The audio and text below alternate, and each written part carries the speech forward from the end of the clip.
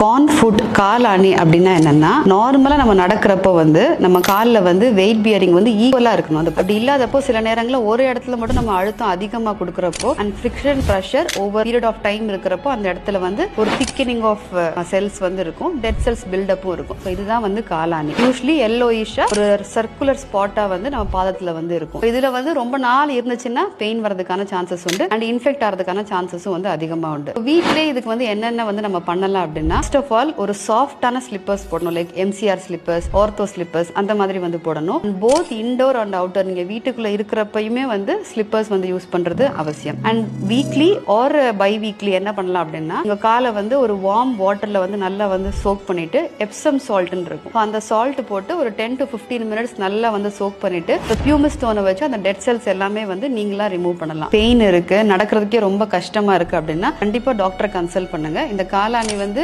Very simple OPD procedure. நீங்க வந்து ஒரு half an hourல ரிமூவ் பண்ணிட்டு வந்து உங்களோட கெயிட்டை வந்து நீங்க நார்மலா வந்து மெயின்டைன் பண்ணிக்கலாம்.